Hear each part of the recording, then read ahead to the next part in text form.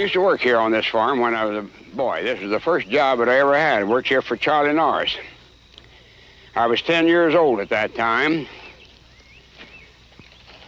I got $2 a month in my board and room, and I used to room in that room right upstairs there. That's been, what, 65 years ago. He put me to work back here in the woods clearing new ground. And I cleared about an acre, I guess, that month, but there were a lot of squirrels, redbirds, butterflies, more things to attract a fellow's attention than anything in the world. And evidently, I didn't clear as much ground as he thought a boy ought to have cleared even. So at the end of that first month, he fired me and sent me home. Said he wouldn't feed me for me. So I went home, took my $2 to my mother.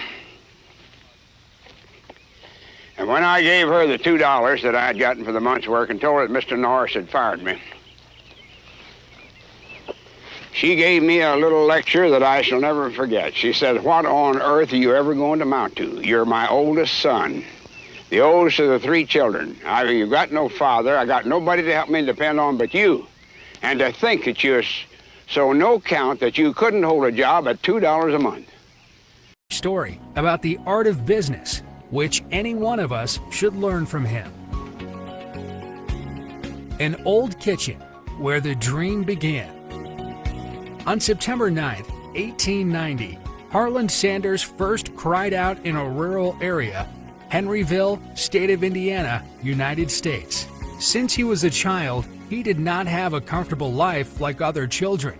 An afternoon in 1895, his father came home with a high fever and passed away when he was only 6 years old.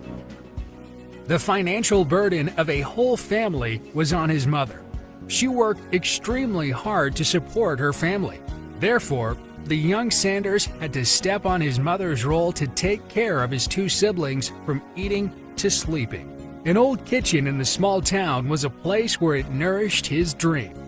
After 1 year, Sanders self-learned most of his town's traditional foods, very specifically. An energetic youth. Years of Sanders' youth were an endless journey since he went through many different jobs.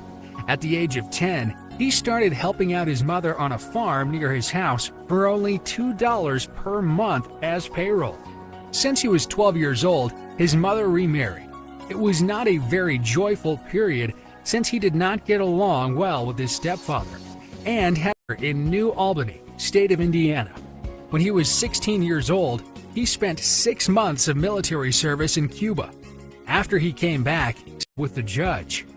Shortly after that, Sanders founded and sold tickets for ferry boats. They fell in love with each other and married right after that.